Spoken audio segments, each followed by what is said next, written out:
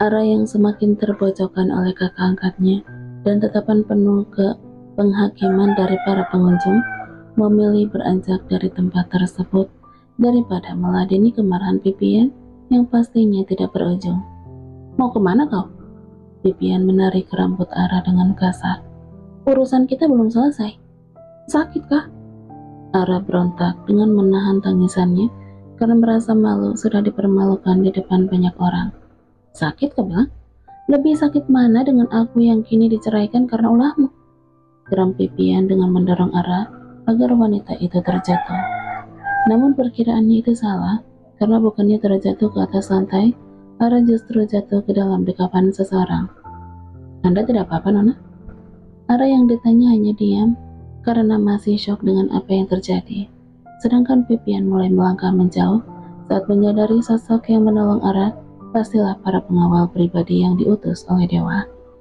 Pipian merasa hari ini sudah cukup untuk membalas Ara dengan mempermalukan adik angkatnya itu di depan umum. Lain kali, jika bertemu kembali, maka Pipian akan membalas Ara dengan lebih kejam lagi. Sebaiknya kita pulang sekarang, Nona, ucap pria dengan pakaian dan kacamata hitam. Ara menggelengkan kepala. Kau siapa? Anda tidak perlu takut. Kami ditugaskan oleh Tuan Dewa untuk menjaga Anda. Orang yang tidak percaya begitu saja dengan pengakuan pria tersebut tidak mau menuruti semua ucapan pria asing itu. Sampai akhirnya, pria tersebut menghubungi Dewa. Lalu suaminya itu menyuruhnya untuk pulang. Namun tanpa disadari oleh Ara, sejak tadi ada sosok yang menatapnya dengan intens. Sosok itu tampak berkaca-kaca, menatap punggung Ara yang terlihat semakin menjauh. Amarah, lirih Danu dengan perasaan sesak di dalam dada. Ya, sejak tadi dia diam, karena terkejut saat melihat sosok wanita muda yang terlihat percekcokan itu begitu mirip dengan wajah istrinya yang kini telah tiada. Tuan, Anda baik-baik aja? Tanya sosok yang berdiri di belakangnya. Danu menatap asisten pribadinya tersebut. Kau lihat wanita tadi? Tunjuknya pada punggung wanita muda tersebut. Pergilah ikuti wanita itu. Cari tahu siapa dia dan di mana tempat tinggalnya. Baik, Tuan.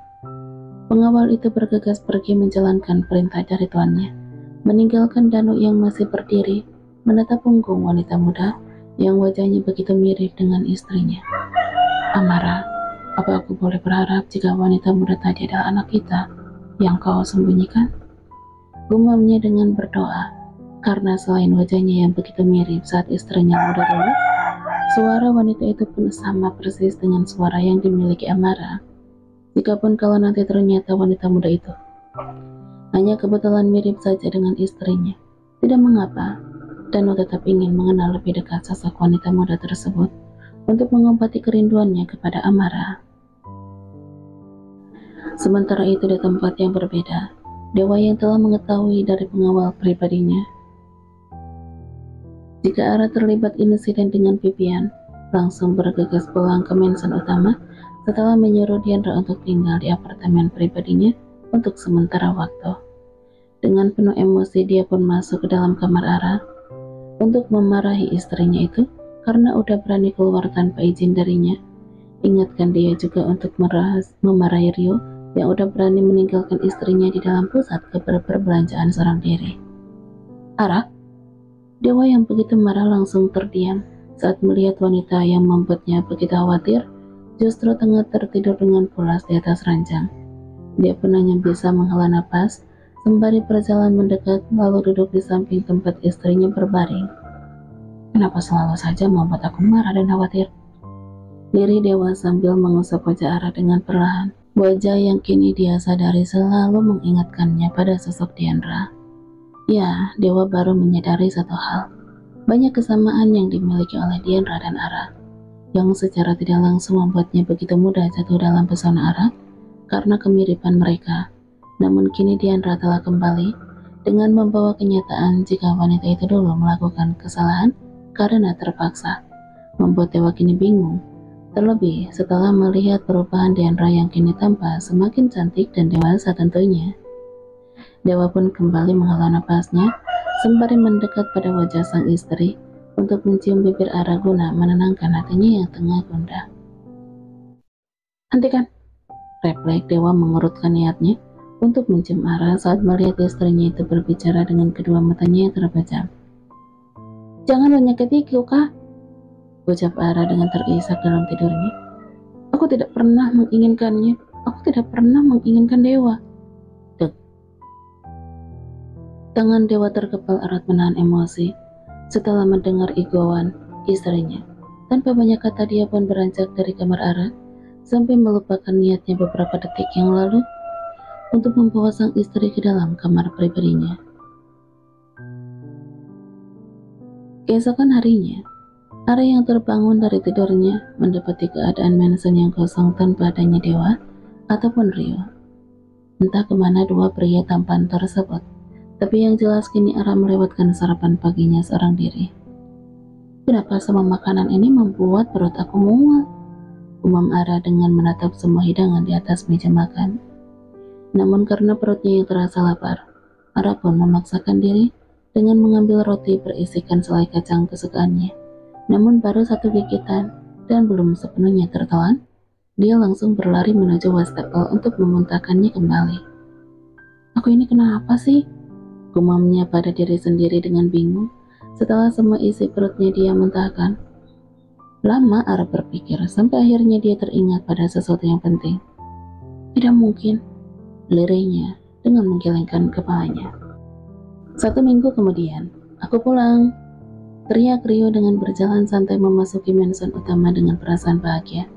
Karena akhirnya dia bisa terbebas juga dari pelukan kekasihnya yang selama ini tidak mengizinkannya pergi dari apartemen wanita tersebut. "Kenapa begitu sepi?" gumamnya dengan bingung saat melihat tidak ada siapapun di dalam mansion. Rio pun bertanya pada pelayan tentang keberadaan Dewa dan Ara, karena seharusnya pasangan suami istri itu menyambut kedatangannya dengan penuh sukacita setelah 1 minggu tidak bertemu. Namun sayang jawaban yang diberikan oleh pelayannya justru membuat Rio bingung hingga dia pun memilih menghampiri Ara yang sedang duduk di halaman belakang. "Hai cantik, aku pulang," teriak Rio kembali tepat di samping Ara. Ara yang tengah melamun pun terkejut saat melihat keberadaan Rio yang berdiri tepat di sampingnya. "Rio, akhirnya kau pulang juga," saut Ara dengan tersenyum bahagia, bahkan sampai merangkul pria itu. Rio yang terkejut dengan reaksi yang diberikan Ara hanya tersenyum dengan membalas pelukan kakak iparnya tersebut. "Kau sendirian? Di mana Dewa?" tanyanya untuk memastikan apa benar yang dikatakan pelayannya tadi kalau Dewa udah lama tidak pulang ke mansion utama. "Aku tidak tahu. Udah 1 minggu ini Dewa pergi dan belum juga kembali," jawab Ara dengan lesu setelah duduk kembali di tempatnya semula. Rio pun terdiam dengan sedikit terkejut, karena apa yang dikatakan pelayannya tadi ternyata benar. Kakaknya itu udah lama pergi, bahkan waktunya sama dengan waktu kepergiannya. Namun yang membuat Rio tidak habis pikir, kenapa Dewa pergi tanpa memberikan kabar sama sekali pada Ara. Jikapun ada urusan kantor atau pergi ke luar negeri, seharusnya Dewa memberitahu Ara mengingat wanita itu istrinya. "Kalian berdua pergi tanpa memberikan kabar sama sekali. Apa memang kalian udah terbiasa melakukan hal seperti itu?" tanya Ara dengan kesal. Bagaimana tidak kesal? Di saat kondisinya drop karena tidak bisa memakan apapun, bahkan selalu muntah-muntah, tidak ada satu orang pun yang membuatnya baik, itu Dewa maupun Rio. "Kalau aku udah terbiasa, tapi kalau suamimu sepertinya baru kali ini pergi tanpa kabar," jawab Rio dengan ikut duduk di samping kakak iparnya tersebut. "Apa sebelumnya kalian ada masalah?" Ara menggelengkan kepalanya, lalu sedetik kemudian menganggukkan kepala saat teringat sesuatu. Dia pun menceritakan apa yang terjadi di pusat perbelanjaan 1 minggu yang lalu, di mana Dewa terdengar marah dan menyuruhnya pulang melalui sambungan ponsel setelah mengetahui ia terlibat masalah dengan Vivian. Rio yang mendengarkan cerita Ara hanya mengangguk-anggukkan kepalanya. "Kau jangan khawatir, aku akan mencari tahu di mana keberadaan kakakku." "Aku itu tidak mengkhawatirkannya, tapi aku merasa bosan tinggal di mansion sebesar ini sendirian. Apalagi apa?" tanya Rio dengan menunggu apa yang ingin disampaikan Ara selanjutnya. "Tidak jadi?" Ara memilih untuk diam, tidak ingin memberitahu kecurigaannya jika dia tengah mengandung. Ya, 1 minggu yang lalu Ara baru tersadar jika dia udah terlambat datang bulan dan dari gejala yang dialaminya yang selalu muntah di pagi hari semakin menguatkan dugaannya tersebut. Entahlah apakah benar dia hamil atau tidak, dan udah berapa usia kandungannya saat ini. Karena sampai dengan saat ini, dia belum memeriksakan diri ke dokter. Jangankan untuk periksa ke dokter kandungan, untuk keluar dari mensan utama saja dia tidak bisa, karena dilarang oleh para bodyguard yang menjaganya selama 24 jam. Melihat arah yang terdiam, Rio pun beranjak dari tempat tersebut. Lebih baik kita makan malam sekarang, karena rencananya setelah makan malam Rio akan mencari tahu di mana keberadaan Dewa Arpeto.